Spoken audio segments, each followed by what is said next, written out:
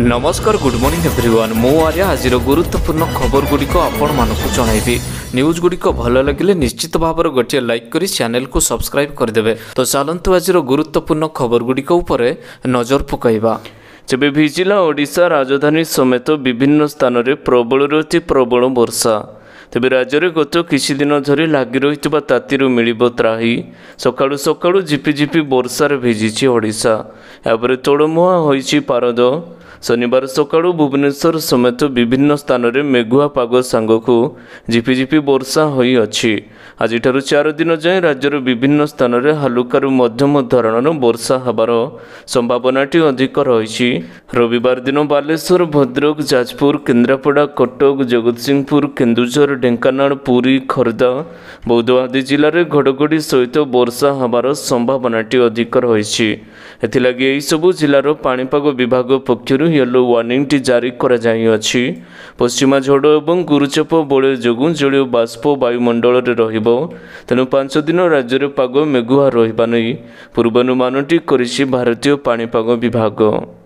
परवर्ती खबर कृषकों आंदोलन मध्य केंद्र सरकार बड़ घोषणा। कोटी कोटी कृषकों खाता को आसिबो अर्थ। तेबे कृषक मानक पई पुणी थरे एक खुशीर खबर आसीछि। गरीब कृषकों आय वृद्धि उद्देश्य प्रधानमंत्री नरेंद्र मोदी आरंभ होइतिबा पीएम किसान सम्मान निधि योजना को नहीं आसीछि एक बड़ अपडेट। यह योजना रे कृषकों को वार्षिक 2000 टंका लेखाएं 3टी किस्ती रे मोट 6000 टंकार सहायता राशि मिलता है। गोटे पटे कृषक आंदोलन चलता बेले अन्यपटे सरकार कृषकों अकाउंट को केबे अर्थ ट्रांसफर करेंगे तार तारीखटी घोषणा करिसेंती। चलित मास 28 तारिख में यह योजनार अर्थ कृषक मानक निकट को पठाजिबो बोली कहुजाई अछि। पीएम किसान वेबसाइट मुताबक यह योजनार 16तम किस्ती चलित मास शेष सुधा जारी कर दिया जिवो। परवर्ती खबर मार्च प्रथम सप्ताह कालिया टंका 44 लाख चाषी अकाउंट को आसिबो। तेबे राज्यवासी मानक पई खुशीर खबर। कालिया योजना को नहीं बड़ घोषणा करा जिबा परे एबे राज्यर लक्ष लक्ष चाषी माने लाभ पाइबाकु जाउछन्ती। कालिया योजना को नहीं निकट राज्य कैबिनेट गुरुत्वपूर्ण घोषणा करा जाइछि। ओडिशार लक्ष लक्ष चाषी बृहत स्वार्थ को दृष्टि रखी बड़ घोषणा करथिले नवीन पट्टनायक।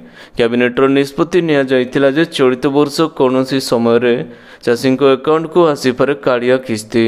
या सहित सबुठार गुरुत्वपूर्ण होउछि कालिया योजना आहरी 3 वर्ष बढ़ी अछि।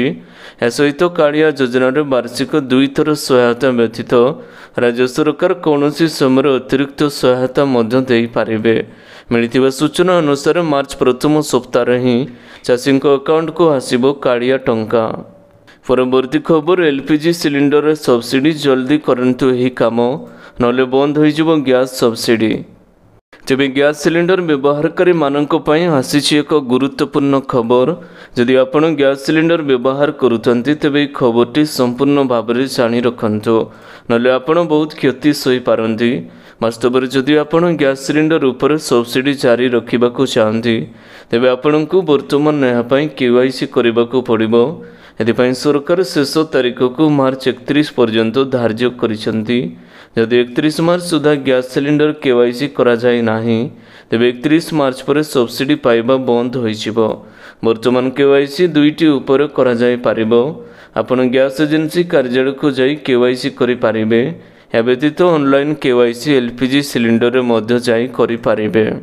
परवर्ती खबर डीआरटीए वृद्धिर अपडेट। केंद्र कर्मचारी मानकु मिलिबो एका संगरे 3टी बड़ उपहार। तेबे केंद्र कर्मचारी मानकु प्रतिवर्ष महंगा भत्ता डीए एवं डीआर मिलता है। वर्षर जनवरी एवं जुलाई रे 2 थर डीए डीआर वृद्धि होता है। गत वर्ष अक्टोबर मासर शेष थर पर डीए 4% बढ़िथिबा बेले मो डीए वर्तमान पर्यंत 46% होइछि। तेबे वर्तमान महंगा स्थिति आधार रे आगकू 4% डीए वृद्धि हेबार संभावनाटी रही। डीए 4% वृद्धि घटिले केंद्र कर्मचारी डीए एवं डीआर 50% रु अधिक होइजिबो बोली जणा पड़ेछि। परवर्ती खबर मार्च 12 तारिख लागू होब कोड ऑफ कंडक्ट। एप्रिल 19 रे हेब निर्वाचन। तेबे आउ दिन केईटा गले 2024 साधारण निर्वाचन। यहाँ नहीं अनेक चर्चा आलोचना लगी रही। ସେହିପରି ନିର୍ବାଚନ ପ୍ରସ୍ତୁତି ପାଇଁ କେନ୍ଦ୍ରୀୟ ନିର୍ବାଚନ ସଂସ୍ଥାର ଅଧିକାରୀମାନେ ସମସ୍ତ ରାଜ୍ୟ ପରିଦର୍ଶନ କରୁଛନ୍ତି। ଏହିସବୁ ଯାତ୍ରା ସରିବା ପରେ ତାରିଖ ଘୋଷଣା କରାଯିବ। ତେବେ ଆସନ୍ତା ମାସରେ ଅର୍ଥାତ୍ ମାର୍ଚ୍ଚରେ ନିର୍ବାଚନ ପାଇଁ ତାରିଖ ଘୋଷଣା ହୋଇପାରେ ବୋଲି କୁହାଯାଇଛି। କିନ୍ତୁ ଏନେଇ ନିର୍ବାଚନ ଆୟୋଗଙ୍କ ପକ୍ଷରୁ କୌଣସି ସୂଚନା ଦିଆଯାଇ ନାହିଁ। ହେଲେ ଏହାରି ଭିତରେ ସାଧାରଣ ନିର୍ବାଚନକୁ ନେଇ ଏକ ଫେକ୍ ଚିଠି ଖୁବ୍ ପ୍ରଚାରିତ ହେଉଥିବା ଦେଖିବାକୁ ମିଳିଛି। ତେବେ ଆସନ୍ତା ଏପ୍ରିଲ 19 ତାରିଖ ଦିନ ଦେଶରେ ନିର୍ବାଚନ ହେବ ବୋଲି ଏକ ଗୁଜବ ସୃଷ୍ଟି ହୋଇଛି। ପରବର୍ତ୍ତୀ ଖବର, ମାର୍ଚ୍ଚ ମାସରେ କେତେ ଦିନ ବନ୍ଦ ରହିବ ବ୍ୟାଙ୍କ ସେବା ଜାଣି ରଖନ୍ତୁ।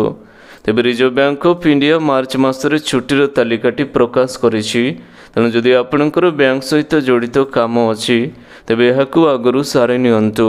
ଯାହାଦ୍ୱାରା ଯଦି ଆପଣ କୌଣସି ଗୁରୁତ୍ୱପୂର୍ଣ୍ଣ କାର୍ଯ୍ୟ ଅଟକିଯାଏ ତେବେ ଆପଣ କୌଣସି ସମସ୍ୟାର ସମ୍ମୁଖୀନ ହେବେ ନାହିଁ। ମାର୍ଚ୍ଚ ମାସରେ 14 ଦିନ ପର୍ଯ୍ୟନ୍ତ ବନ୍ଦ ରହିବ ବ୍ୟାଙ୍କ ସେବା। ତେବେ କେଉଁ ଦିନ ରାଜ୍ୟରେ ଛୁଟି ରହିବ ଜାଣି ରଖନ୍ତୁ।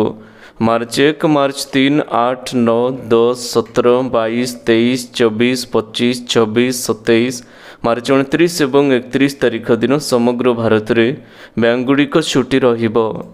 ପରବର୍ତ୍ତୀ ଖବର, ମାର୍ଚ୍ଚ 1ରୁ ବଣ୍ଟାଯିବ BSKY ନବୀନ କାର୍ଡ଼।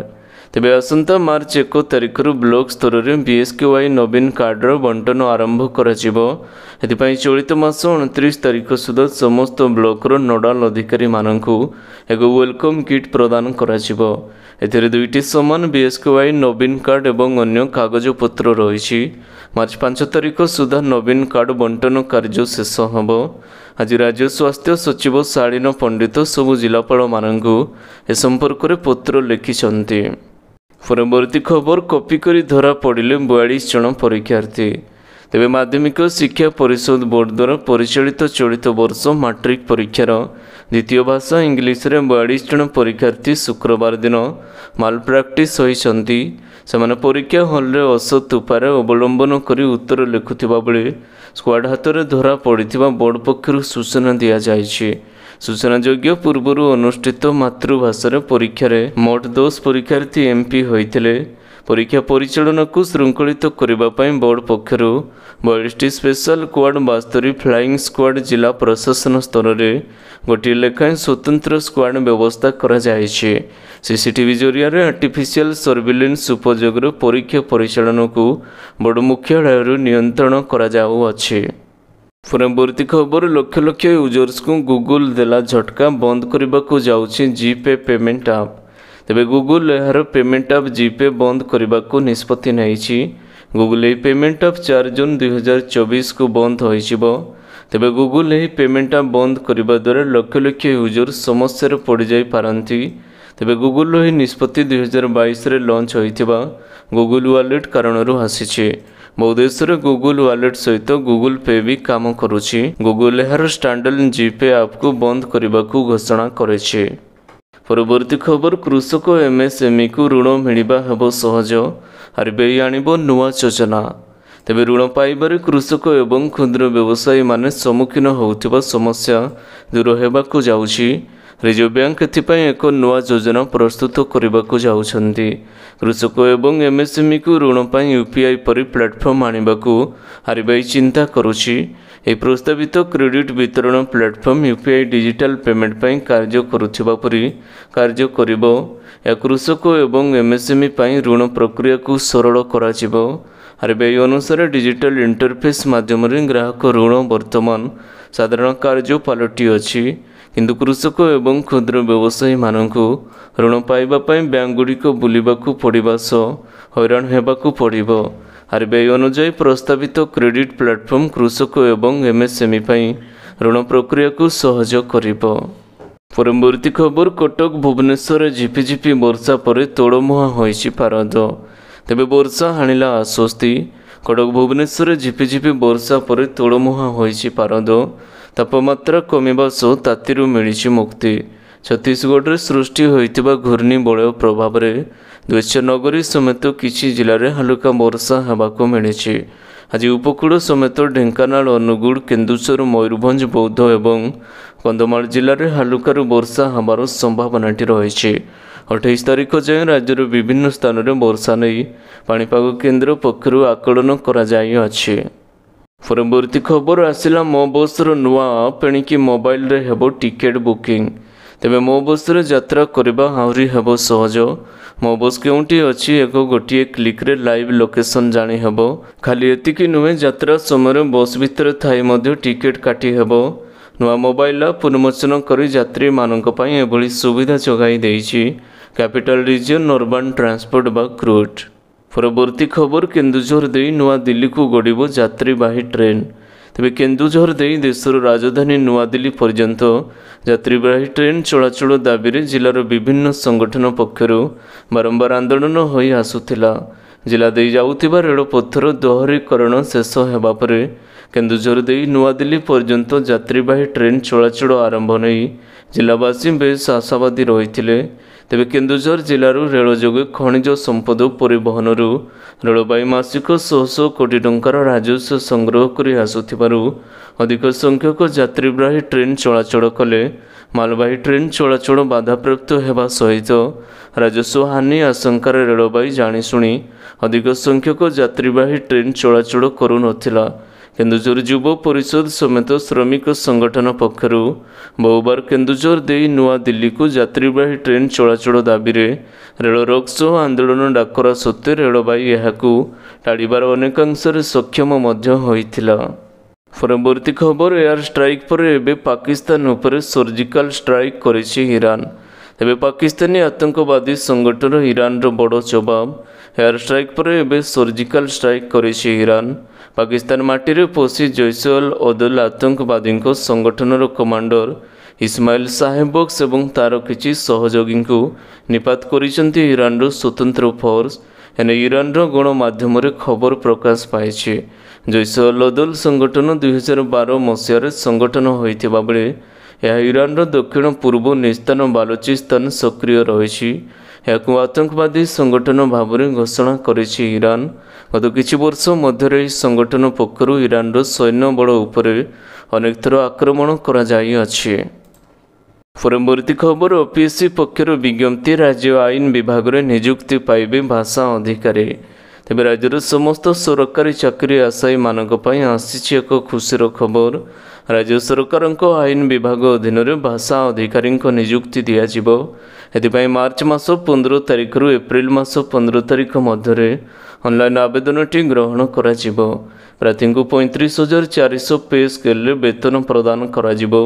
ଓଡ଼ିଶା ଲୋକସେବା ଆୟୋଗ ପକ୍ଷରୁ ଏନେଇ ଏକ ବିଜ୍ଞପ୍ତି ଜାରି କରାଯାଇଛି। ଇଚ୍ଛୁକ ପ୍ରାର୍ଥୀମାନେ ଓପିଏସ୍ସିର ଅଫିସିଆଲ ୱେବସାଇଟକୁ ଯାଇ ସବିଶେଷ ତଥ୍ୟଟି ପାଇପାରିବେ।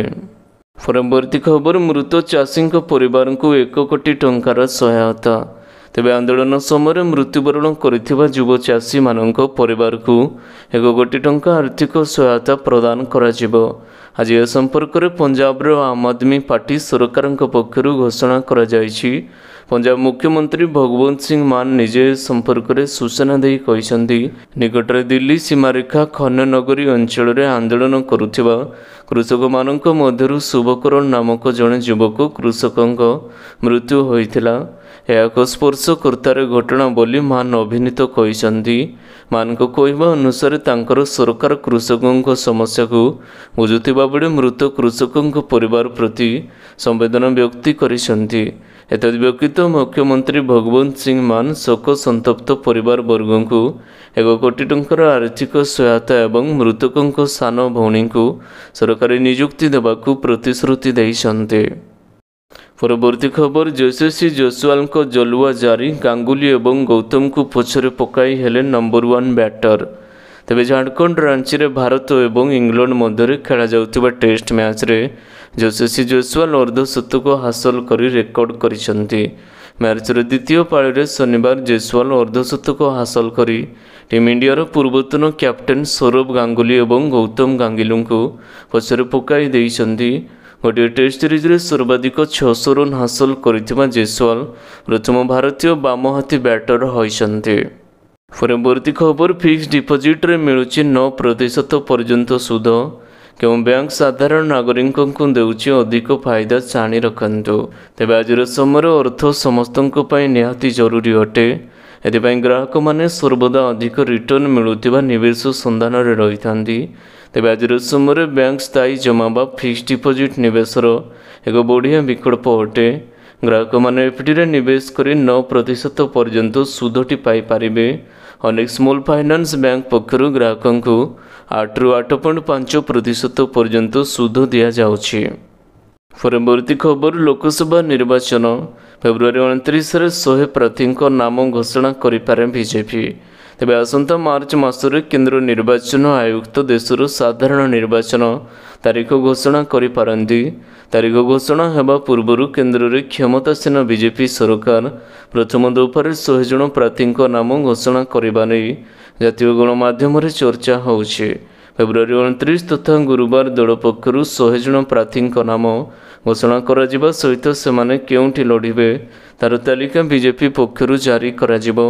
ବିଜେପିର ପ୍ରଥମ ଦଫାରେ 100 ଜଣ ପ୍ରାର୍ଥୀଙ୍କ ତାଲିକାରେ ପ୍ରଧାନମନ୍ତ୍ରୀ ନରେନ୍ଦ୍ର ମୋଦି ଏବଂ ସ୍ୱରାଷ୍ଟ୍ର ମନ୍ତ୍ରୀ ଅମିତ ଶାହାଙ୍କ ନାମ ରହିବ ବୋଲି ବିଜେପି ସୂତ୍ରରୁ ଜଣାପଡ଼ିଛି। ତେବେ ଆଶା କରୁଛି ଆଜିର ଗୁରୁତ୍ୱପୂର୍ଣ୍ଣ ଖବରଗୁଡ଼ିକ ଆପଣମାନଙ୍କୁ ନିଶ୍ଚିତ ଭାବରେ ଭଲ ଲାଗିଥିବ। ଯଦି ଭଲ ଲାଗିଥାଏ ଭିଡ଼ିଓକୁ ଗୋଟେ ଲାଇକ୍ କରନ୍ତୁ ଏବଂ ଚ୍ୟାନେଲକୁ ସବସ୍କ୍ରାଇବ୍ କରିବା ପାଇଁ ବିଲକୁଲ ବି ଭୁଲନ୍ତୁ ନାହିଁ। ଆପଣଙ୍କ ଭଲ ପାଇବା ସ୍ୱରୂପ ଭିଡ଼ିଓକୁ ସେୟାର କରିଦେବେ। ପୁଣି ଦେଖା ହେବ ଲାଟେଷ୍ଟ ଅପଡେଟ୍ରେ। ସେତେବେଳ ପର୍ଯ୍ୟନ୍ତ ବିଦାୟ ନେଉଛି। Vande Mataram, take care, bye bye.